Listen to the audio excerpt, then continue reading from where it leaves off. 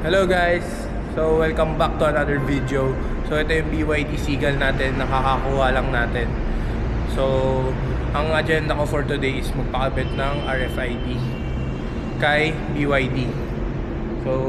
So far, nung drive namin siya pauwi, sobrang swabe niya. Parang totoong kotse talaga siya. Or I mean, para siyang any other car na gas engine or diesel engine, kasi sobrang swabe niya tumakbo. Hindi siya yung parang e-bike feels na medyo jerky yung feeling niya, at saka sobrang daming features nitong BYD natin.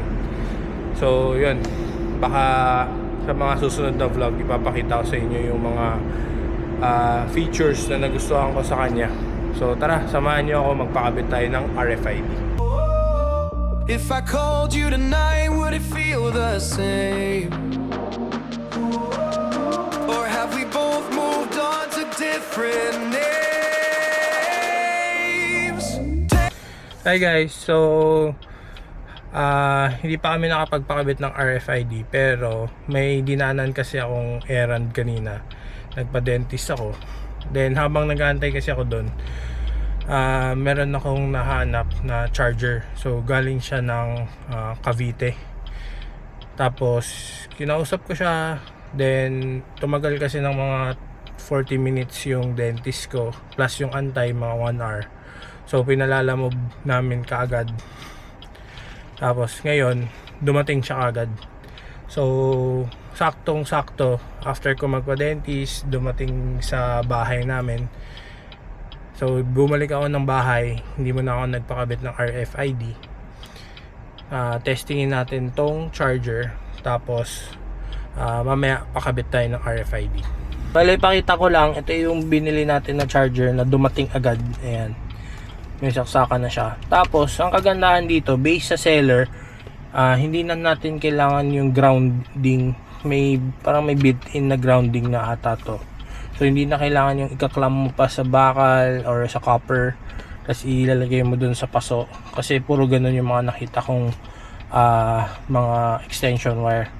So ito, sobrang kapal nung wire, tapos 15 meters to, tapos sobrang solid ng pagkakagawa. Ayan, tapos may breaker din siya. So mamaya testingin natin, papunta tayo doon sa bahay para ma-testing to. Okay guys, so nandito na tayo. Makikisaksak lang muna tayo dito. Hindi na muna ako umuwi sa bahay namin. So ito yung binili natin. Ito yun, yung may kasama ng grounding. Tapos papakita ko lang sa inyo. Ito power, yan. Tapos charging. Wala siyang fault. So yan, ito yan, tapos walang ibang nakasaksak na grounding yan. Okay, rekta na yan dito sa atin sa kotse. Ayan. Tapos papakita ko sa inyo na charging talaga siya. Okay, ito yan, so charging siya 1.8 kilowatt. So from 92%, 1 hour and 48 minutes daw siya. Since charging siya at gumagana siya, sa price niya na 4,000 pesos for 15 meters, sulit na sulit yun para sa akin, kasi almost the same lang yung price niya sa ibang nagbebenta sa Shopee na meron pang wire na kailangan yung ilagay sa paso, or kailangan meron talaga kayong grounding rod na nakalagay na talaga sa ilalim ng lupa. So for 4,000 pesos, yes, investment siya, pero investment siya na makakatulong sa inyo. Kunyari nasa province kayo, or kagaya namin, kaya ako bumili agad kasi wala pa kaming wall charger, or nakaschedule pa yung pagkabit namin ng wall charger, and ginagamit na namin yung kotse ngayon. So yun, habang wala pang wall charger, nag-aantay na schedule, very useful siya sa amin. Though syempre sobrang tagal ng charge compared sa may wall charger kayo, kasi ito ngayon 1.9 kilowatt siya, pero pag may wall charger ka 7 kilowatt. Alright, so yung 8% is aabot ng 1 hour and 46 minutes. So yun lang guys, punta na tayo sa NLEX, magpakabit tayo ng RFID. Okay guys, malapit na kami sa pakabitan ng RFID. Ito na, NLEX na. Tingnan natin kung bukas sila kasi holiday ngayon. Pero mukhang bukas naman kasi maraming tao. Yan. Punong-puno.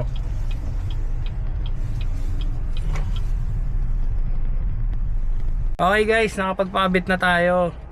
So, meron na tayong ito, RFID card. Pakita ko sa inyo. Ito yung card. Yan, Easy Trip. So, tinatakpan ko lang yung details. Pero ito, yan, 1 RFID yan. For all tollways. So, isa na lang yung card. Or isa na lang yung RFID na gagamitin natin. Which is ito. Ayan. So, ang laki nung pinakat ko kasi iniisip ko dalawa yung RFID na ipapakabit. Ayan. Pero, ngayon ko lang nalaman na active and okay na pala yung 1 RFID. So, yan, dalawa. So, pwede yan north and south na. Hindi na tayo mahirapan bumiyahe ngayon. Hindi ka na mahirapan na magpa-load ng dalawang account. Isang north, isang south. Tapos isipin mo pa, ano ba yan? Auto sweep ba? O yung isa, diba? So, ngayon, easy trip na lang ang ating ipapaload. Okay? So, ito yun, yung card na to. Easy Trip. So, sabi ni ate, since dito tayo sa north nagpakabit, Easy Trip daw ang provider ng RFID natin and sila yung mag-oversee ng account natin. So, kasama nung card, binigyan nila ako nung parang lalagyan. Ito, pakita ko sa inyo. Ayan, ito. So, may QR code dyan. I-download daw yung app na yan, tapos dun natin makikita lahat. So makikita natin yung remaining balance, yung mga transactions, tapos pwede din daw magpa-load doon. So hindi na kailangan na pumunta pa tayo sa mga gas station or dito sa main nila sa Balintawak para lang magpa-load. Lahat sa app na lang ginagawa.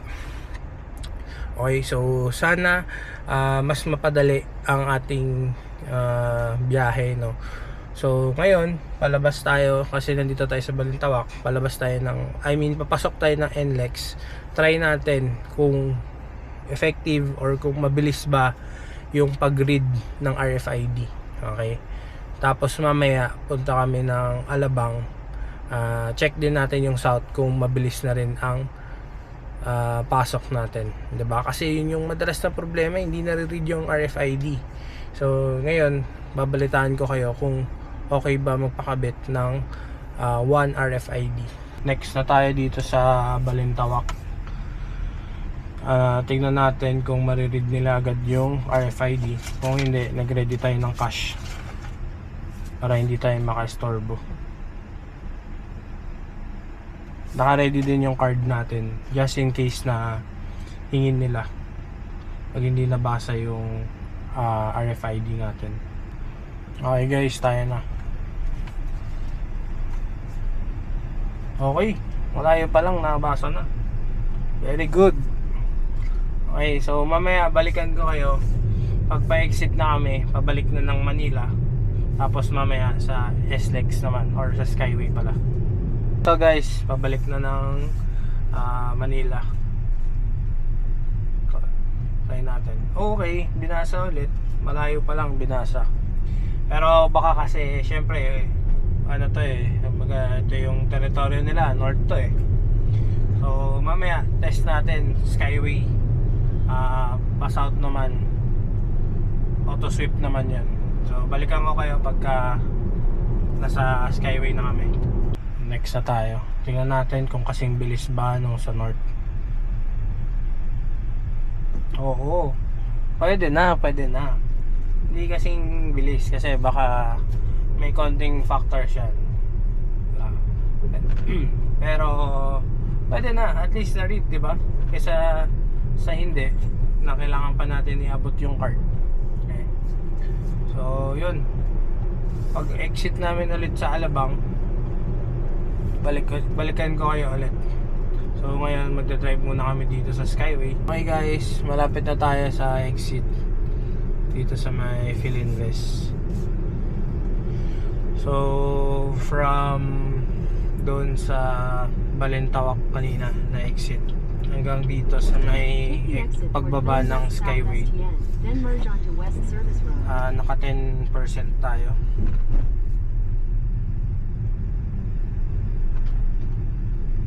Mga 9 to 10% ang nagastos.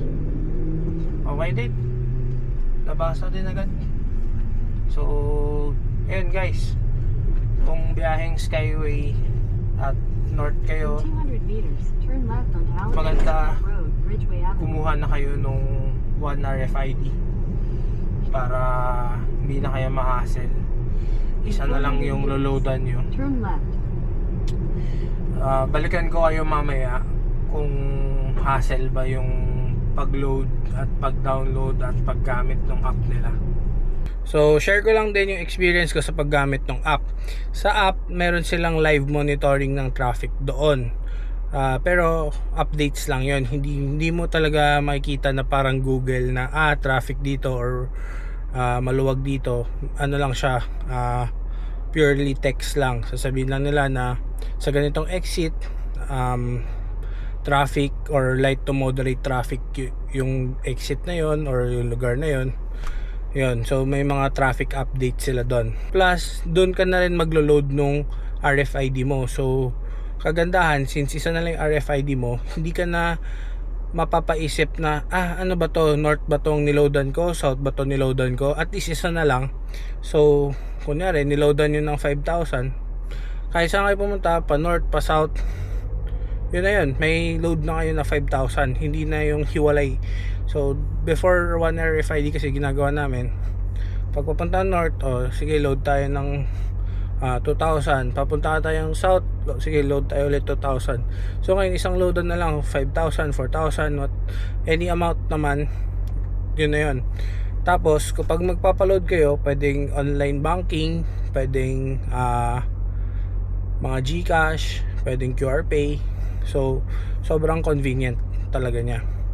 Tapos pala, meron din feature yung app nila kung saan pag ginamit yung RFID, mag-update kung saan pumasok at saan lumabas. For example, anak mo yung gumamit ng kotse nyo, tapos nakalink yung 1 RFID niya dun sa app na gamit mo.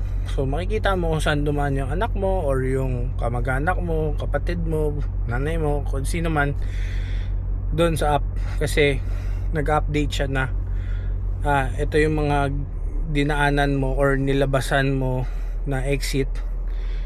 Doon makikita mo lahat, kumbaga meron transaction list doon.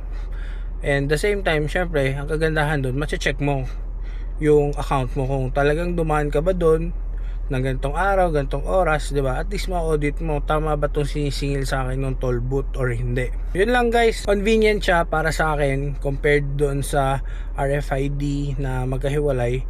Pero syempre, since nandito pa lang tayo sa implementation stage pa lang, hindi pa siya final stage na kung saan lahat ng toll booth naka-sync na, kumbaga. Lahat ng toll booth mababasa na agad yung 1 RFID natin. Pero so far, okay naman. Lamang pa rin yung benefits niya kaysa sa negativity niya. So, yun lang guys. Share ko lang. Thank you for watching. So, kung nagustuhan nyo yung video ko, please like, share, and subscribe para updated kayo pag may nilabas ako na next video.